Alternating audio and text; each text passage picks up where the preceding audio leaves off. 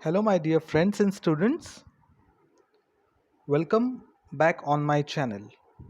I, Kamlesh Deshpande, invite you in my video session.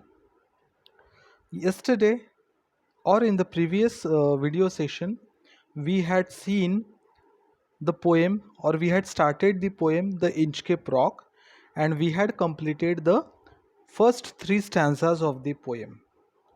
Now, in today's video session, we are going to see the next stanzas of the poem. Okay, so it is my request to all of you to open your textbook, page number 105. But before that, it is again my request to you all to like my videos, and please do subscribe my channel, and please press the bell icon button so that you will receive all the notification of my upcoming videos. Okay, so once again a very warm welcome on my channel. Now आधीच्या व्हिडिओमध्ये आपण बघितलं होतं की त्याचे हे आहे Inchcape rock आहे, त्या इंचकेप रॉकवर कुठल्याही प्रकारचं वादळ नाही आहे, कुठल्याही प्रकारचं मूव्हमेंट नाही आहे कशामध्ये, एअरमध्ये किंवा सीमध्ये, आणि त्यामुळे सगळं शांत आहे. आणि तो इंचकेप रॉक जो आहे त्या इंचकेप रॉकवर एक बेल हँग केलेली आहे, आणि ती बेल कोणी हँग केलेली आहे तर ॲबट ऑफ ॲबरब्रॉथोक यांनी ती बेल हँग केलेली आहे. कशासाठी तर लोकांच्या चांगल्यासाठी, की जेणेकरून लोकांची जर शिप समुद्रामध्ये त्या इंचकेप रॉकला धडकली तर ती बेल वाजेल, आणि बेल वाजल्यानंतर लोकांना कळेल की इथे काहीतरी धोका आहे, आणि तो धोका टळावा यासाठी ॲबट ऑफ ॲबरब्रॉथकनी ती बेल तिथे हँग केली होती. आणि या चांगल्या कामासाठी ॲबट ऑफ ॲबरब्रॉथकला सगळेजण काय करत होते, ब्लेसिंग्स देत होते. ओके, आता या पुढच्या पोएममध्ये आपण असं बघणार आहोत की तिथे एक खलाशी येतो आपली नाव घेऊन, आणि तो त्या बेलसोबत काय करतो किंवा तो त्या इंचकेप रॉकसोबत काय करतो हे पुढच्या पोएममध्ये आपल्याला दिलेलं आहे. So I will read the next paragraph for you, that is on page number 105 of the 12th standard textbook. Okay, so पहिलाच पॅराग्राफ बघा, 105 पान नंबरवरचा, जो मी तुमच्यासाठी आता वाचणार आहे आणि जो तुमच्या समोर आहे व्हिडिओमध्ये. When the rock was hid by the surges well, the mariners heard the warning bell, and then they knew the perilous rock and blessed the abbot of Aberbrothok. Okay, आता जो हे आहे रॉक आहे, आणि त्या रॉकवर काय आहे, हिड बाय द सर्जेस वेल, म्हणजे जर त्या समुद्रामध्ये सर्जेस वेल म्हणजे अचानक जर वाढ झाली, कशामध्ये, पाण्याच्या पातळीमध्ये जर वाढ झाली, तर त्या वाढ होणेला म्हटलं आहे सर्जेस स्वेल. जर त्याच्यामध्ये जर वाढ झाली तर काय होईल, ती जी वॉर्निंग बेल आहे ती वाजेल. Okay, the mariners heard the warning bell, मग ते जे मरीनर आहे, समुद्रातले खलाशी आहे, नाव चालवणारे नाविक जे आहेत, त्यांना ती वॉर्निंग बेल ऐकायला येईल जर समुद्राच्या पातळीच्या पाण्यामध्ये वाढ झाली तर. And then they knew the perilous rock, आणि त्यांना काय माहिती होईल, they knew the about the perilous rock. Perilous म्हणजे डेंजरस, की हा जो रॉक आहे हा खूप डेंजर आहे, किंवा समुद्रामध्ये आता धोक्याची पातळी वाढलेली आहे पाण्याची, त्याच्यामुळे आपल्याला ही धोक्याची घंटा आपल्यासमोर दिसते आहे, आणि त्याच्यामुळे ते जे मरीनर्स आहेत ते काय होतील, सावध होतील.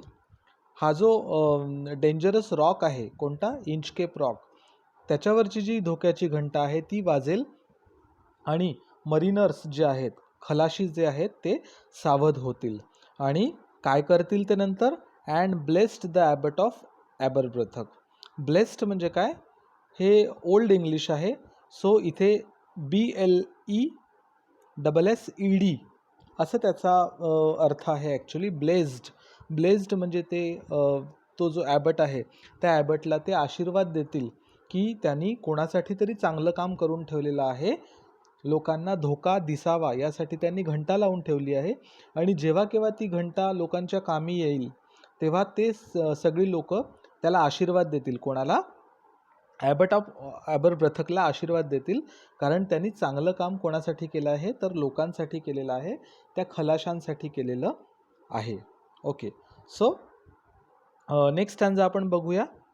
The sun in heaven was shining gay, all things were joyful on that day, the sea birds screamed as they wheeled round and there was joyance in their sound. आता एके दिवशी काय झालं? The sun in the heaven was shining gay. Gay means very happily or very brightly. Okay. The sun in the heaven. In the heaven means in the sky. आकाशामध्ये काय झालं? एक दिवस सूर्य हा खूप ब्राईटली चमकत होता. गे मीन्स आनंदामध्ये किंवा ब्राईटली तो चमकत होता. All things were joyful on that day. आणि त्या दिवशी सगळ्या गोष्टी कशा चांगल्या घडत होत्या. म्हणजे कुठल्याही प्रकारचं संकट त्या दिवशी होईल असं वाटत नव्हतं. The sea birds screamed as they wheeled around. आता आपण बरेच वेळा बघतो की समुद्राच्या वर आकाशामध्ये काही सी बर्ड्स असतात, समुद्री पक्षी. ते समुद्रावर काय करत असतात? व्हील्ड अराउंड म्हणजे घिरक्या घालत असतात. So the sea bird screamed. आणि जोरजोरात ते काय करत होते? किंचाळत होते. Screamed as they wheeled around and there was joyance in their sound. ते जरी किंचाळत असले, ओरडत असले, तरी त्यांच्या मनामध्ये काय होता? जॉयन्स होता, एक प्रकारचा आनंद होता, एक प्रकारचा उत्साह होता. कारण तो दिवस चांगला होता आणि त्या दिवशी सूर्यप्रकाश पण ब्राईट होता आणि कुठलीही मूव्हमेंट त्या दिवशी समुद्रामध्ये नव्हती. ओके, सो असा या स्टॅन्झाचा अर्थ आहे. नेक्स्ट स्टॅन्झा आपण बघूया. The buoy of the Inchcape bell was seen a darker speck on the ocean green. Sir Ralph the Rover walked his deck and he fixed his eye on the darker speck. आता काय झालं आहे बघा, की तो दिवस खूप छान होता आणि त्या दिवशी काय घडलं बघा. The buoy of the Inchcape bell was seen. मग खूप लांबून हा जो सर राल्फ द रोवर आहे तो त्या जहाजाचा काय होता? खलाशी होता, मरीनर होता. ओके, सो हा जो सर राल्फ रोवर आहे याला काय दिसलं? The buoy of the Inchcape bell was seen. So त्याला खूप लांबून समुद्रामध्ये तो जो इंचकेप रॉक आहे तो दिसला आणि इंचकेप रॉकवरचा जो बॉय आहे ज्याला बेल टांगली होती तो त्याला खूप लांबून दिसला. आणि तो खूप लांबून कसा दिसत होता? तर एखाद्या डार्कर स्पेक.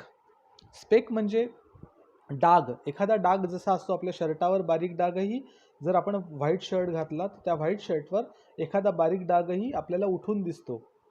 तसंच या अख्ख्या समुद्रामध्ये जिथे पूर्ण पाणी पाणी होतं त्या पाण्याच्या समुद्रामध्ये तो जो लाकडी ओंडका एक उभा होता आणि त्याला घंटा बांधलेली होती. सो ती घंटा आणि तो लाकडी ओंडका कसा दिसत होता? एखाद्या डागासारखा दिसत होता, डार्कर स्पेक. म्हणजे एवढ्या मोठ्या विशाल काय समुद्रामध्ये तो एकच ओंडका खूप लांबून एखाद्या बारीक डागासारखा दिसत होता त्याला. On the ocean green. कुठे होता तो? म्हणजे त्या ओशनमधलं पाणी कसं होतं? ग्रीन होतं. आणि त्या ग्रीन समुद्राच्या पाण्यामध्ये तो एकच ओंडका किंवा इंचकेप रॉक लांबून एखाद्या काळ्या डागासारखा दिसत होता. आणि मग सर राल्फ रोवरनी काय केलं? Walked his deck. डेक म्हणजे काय? तर त्याची जी शिप आहे त्या शिपमध्ये जो चालण्याचा भाग असतो ज्याच्यावर आपण चालतो, कार्पेट एरिया, त्याला म्हणतात डेक. सो त्या डेकवरून तो चालत आला आणि कुठे? त्या शिपच्या टोकाजवळ तो चालत आला. And he fixed his eye on the darker speck. आणि मग त्यांनी काय केलं? स्वतःची नजर जी आहे ती तिथे रोवून धरली. कशावर? तर त्या डार्कर स्पेकवर. आणि डार्कर स्पेक म्हणजे काय? तर तो बॉय जिथे ती बेल हँग केलेली होती. आणि त्यांनी खूप लांबून आपली नजर जी आहे ती त्या इंचकेप बेलवर हँग केली किंवा रोवून धरली.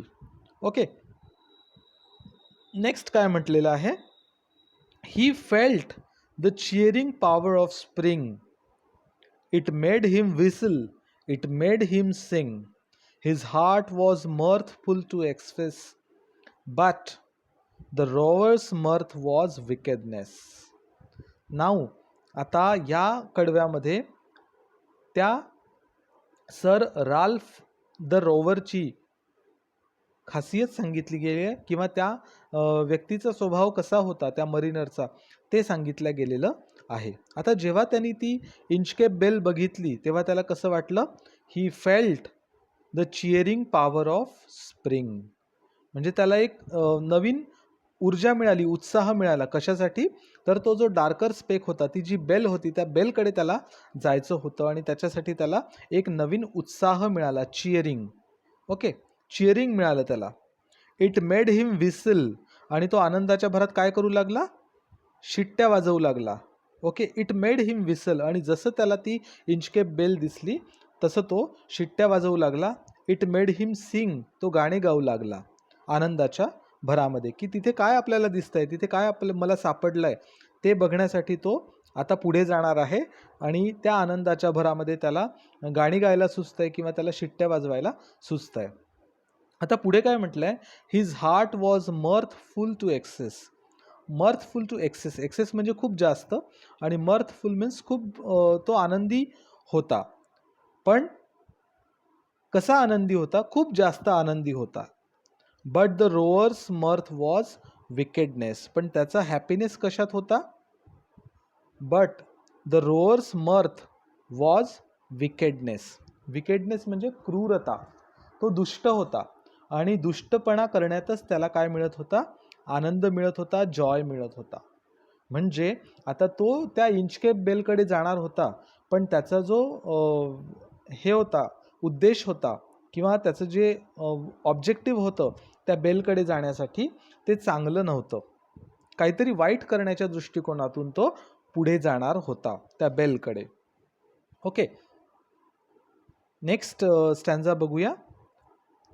His I was on the Inchcape float. Quoth he, my men, put out the boat and row me to the Inchcape rock, and I will plague the abbot of Aberbrothock.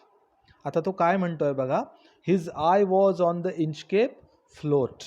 Inchcape float म्हणजे जो Inchcape rock जो आहे, जो पाण्यावर होता, तरंगत होता. Float म्हणजे तरंगणे. तो जो पाण्यावर होता इंचकेप रॉक, तर त्या कडे मला घेऊन चला, असं तो म्हणतोय. कोथ म्हणजे सेड, म्हणणे.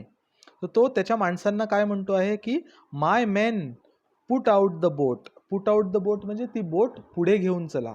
कुठे? तर त्या इंचकेप रॉककडे घेऊन चला. अँड रो मी म्हणजे काय? टू द इंचकेप रॉक, आणि मला त्या इंचकेप रॉककडे घेऊन चला. And I will plague the abbot of Aberbrothok, आणि मी काय करीन? I will plague. प्लेग म्हणजे काहीतरी मी सगळं डिस्ट्रॉय करून टाकीन, मी नुकसान करेन. And I will plague the abbot of Aberbrothok. तर मी कोणाचं नुकसान करील? Abbot of Aberbrothok. आता तो म्हणतोय की मी ॲबट ऑफ ॲबरब्रथकचं नुकसान करील. तर त्याचं नुकसान कसं होणार आहे? तर ते असं होणार आहे की हा जो खलाशी आहे किंवा मरीनर आहे, कोण? सर राल्फ द रॉवर, याला असं वाटतंय की ॲबर ऑफ ॲबरब्रथकमुळे लोकांना फायदा होतो आहे, आणि लोक त्याला काय करतायत? ब्लेसिंग देत आहेत, आशीर्वाद देत आहे की त्यांनी आपल्यासाठी ही बेल लावली.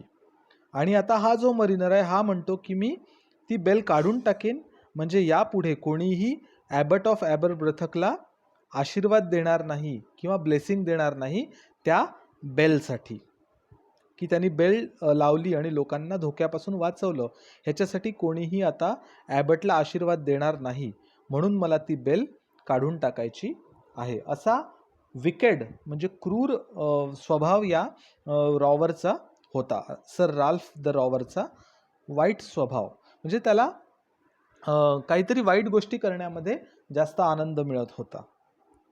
Okay, next. The boat is lowered, the boatmen row, and to the Inchcape Rock they go. Sir Ralph bent over from the boat, and he cut the bell from the Inchcape float. आता काय झालंय पुढे बघा, किती दुष्ट माणूस आहे तो. The boat is lowered, the boatmen row. मग त्या बोटमेन जे होते त्या बोटमॅननी काय केलं, ती बोट तिकडे नेली इंचकेप रॉककडे. लोअर्ड म्हणजे तिथपर्यंत नेली. And the Inchcape rock they go, आणि त्या इंचकेप रॉकपर्यंत ते पोचले. Then Sir Ralph bent over from the boat, आणि हा जो सर राल्फ आहे तो काय झाला, बेंट म्हणजे झुकला. तर कुठे झुकला, फ्रॉम द बोट, त्या बोटवरून झुकला. आणि त्यांनी काय केलं, he cut the bell from the Inchcape float. आणि मग त्या इंचकेप रॉकवर जो एक तो लाकडी ओंडका होता त्याला जी बेल लागलेली होती ती बेल त्यांनी काय केली, कट केली. त्याचं चित्र बघा आपल्याला वर दिलेलं आहे. ओके, बघा इथे त्यांनी काय केलं, Sir Ralph bent over bent over from the boat. हा इथून असा झुकला आहे आणि त्यांनी काय केलं, झुकून he cut the bell from the Inchcape float. ही इथून कट केलेली आहे त्यांनी बेल. आणि कशावरून, हा जो इंचकेप फ्लोट आहे, हा लाकडी ओंडका, याच्यावरून त्यांनी ती बेल जी आहे ती कट केली. सो इतका दुष्ट तो माणूस होता की ज्याला ॲबट ऑफ ॲबरब्रथकचं चांगलं बघवलं तर गेलंच नाही, परंतु जी लोक तिथे येणार होती त्या समुद्रामध्ये आणि ज्यांना धोक्याचा इशारा मिळावा असं वाटत होतं, ते सुद्धा यांनी काय केलं, नष्ट करून टाकलं. ते चिन्ह सुद्धा यांनी नष्ट करून टाकलं आणि आता कोणालाही त्या घंटेचा फायदा होणार नाही. सो इतका दुष्ट हा सर राल्फ रोवर होता. ओके, सो त्यांनी ती बेल कट केली. पुढे काय म्हणताय, down sunk the bell with a gurgling sound, the bubbles rose and burst around. Quoth Sir Ralph, the next who comes to the rock won't bless the abbot of Aberbrothock. So त्याच्या वाईट विचारांना इथे काय मिळालेली आहे, चालना मिळालेली आहे. त्याचा जो हेतू होता तो सफल झालेला आहे. त्याचा हेतू काय होता, तर ती बेल कट करणे, आणि तो त्याचा हेतू इथे सफल झाला. तो काय म्हणतो बघा, down sunk the bell with the gurgling sound. मग त्यांनी जी बेल कट केली होती ती काय झाली, संक म्हणजे डुबली. कुठे, तर ते पाण्यामध्ये बुडाली. Okay, down sunk the bell with a gurgling sound. आता गर्गलिंग साऊंड म्हणजे काय, तर जसं ती घरंगळत जाते तर तो घरंगळण्याचा जो आवाज आहे, तर ती बेल पडली पहिले त्या इंचकेप फ्लोटवर आणि मग तिथून घरंगळत ती पाण्यामध्ये पडली. सो ते घरंगळण्याचा जो साऊंड आहे त्याला म्हटलेला आहे गर्गलिंग साऊंड. आणि जशी ती घरंगळत त्या पाण्यामध्ये पडली तसं काय झालं, बबल्स रोज झाले, म्हणजे बुडबुडे निघाले. ती लोखंडी बेल जेव्हा पाण्यात पडली तेव्हा ती पाण्यात गेल्यानंतर वर बुडबुडे आले, अँड बर्स्ट अराउंड, आणि ते बुडबुडे जे आहेत ते फुटले आणि फुटून आजूबाजूला ते एकजीव झाले पाण्यामध्ये. Okay, burst around. Coach sir Ralph, आणि मग राल्फनी काय म्हटलं मनाशी, इतका तो इगोइस्टिक होता, इतका तो अहंकारी माणूस होता की त्यांनी काय म्हटलं, the next who comes to the rock won't bless the abbot of Aberbrothok. म्हणजे तो जो ॲबट ऑफ ॲबरब्रथक आहे, ज्यांनी घंटा बांधली होती लोकांसाठी, त्याला कोणीही आता यापुढे आशीर्वाद देणार नाही. आणि ते कोणामुळे, तर ते फक्त माझ्यामुळे शक्य झालेलं आहे. तर ॲबटचं नाव आता कोणीही काढणार नाही. पण तो हे विसरला, सर राल्फ हे विसरला की ज्याप्रमाणे लोक त्याला ब्लेसिंग करणार नाही, कोणाला, ॲबटला ब्लेसिंग करणार नाही, त्याचप्रमाणे त्या व्यक्तीला नक्कीच शिव्या देतील की ज्या व्यक्तीने ती बेल तिथून कट केलेली आहे. त्याच्यामुळे ॲबटच्या चांगुलपणासोबत याचा जो वाईटपणा होता तो पण लोकांच्या समोर नक्कीच येणार आहे. ओके, सो त्याच्यामुळे त्यांनी ते जे काम केलं ते वाईटच केलेलं आहे. त्याच्यामुळे वाईट काम करणे हे चांगलं आहे की नाही, हे आपल्याला ठरवायचं असतं कधी पण. आणि जेव्हा आपण वाईट काम करत असतो तेव्हा जरी आपल्याला कोणी बघत नसलं तरी त्याचं जे प्रायश्चित्त आहे ते एक दिवस आपल्याला करावं लागतं किंवा त्याची शिक्षा आपल्याला एक ना एक दिवस भोगावीच लागते. त्याच्यामुळे आपण कोणतं काम करायचं, चांगलं का वाईट, हे आपल्याला ठरवायचं आहे. सो ह्याच्या पुढील जे कडवे आहेत ते आपण पुढच्या व्हिडिओ सेशनमध्ये घेणार आहोत. तोपर्यंत तुम्हाला काय करायचं आहे तर पहिल्या स्टांझापासून आपली पोएम जी आहे, जसं आपण पहिलं व्हिडिओ सेशन घेतलं पार्ट 1, त्याच्यामध्ये ही पहिले 3 कडवे घेतले होते. हे पहिले 3 कडवे घेतले होते आणि त्याच्यानंतर आज सेकंड सेशनमध्ये आपण काय केलं आहे, हे पूर्ण जे पेज आहे ते आपण इथे कंप्लीट केलेलं आहे, पेज नंबर 105. आणि उद्याच्या लेक्चरमध्ये आपण संपूर्ण कविता फिनिश करणार आहोत. म्हणजे पेज नंबर 106 वरचे जे सगळे स्टांझाज आहेत ते आपण फिनिश करणार आहोत. तर तोपर्यंत आपल्याला हे 2 पार्ट्स वारंवार बघायचे आहे आणि कविता समजून घ्यायची आहे. समजण्यासाठी एकदम सोपी आहे ही कविता. आपल्या अवतीभोवतीसुद्धा असे लोक असतात की ज्यांना दुसऱ्याचं वाईट झालं की जास्त आनंद मिळत असतो. सो असंच एक्झाम्पल हे पण आहे सर राल्फ द रॉवर्सचं. त्याच्यामुळे आपण पटकन ही कविता समजून घेऊ शकतो. Okay, so till the next video session, a very good bye and have a very nice day ahead, and thank you so much for patiently listening my videos. And once again I request you to like, subscribe my channel and press the bell icon button. So thank you and have a nice day and a very big goodbye to you all.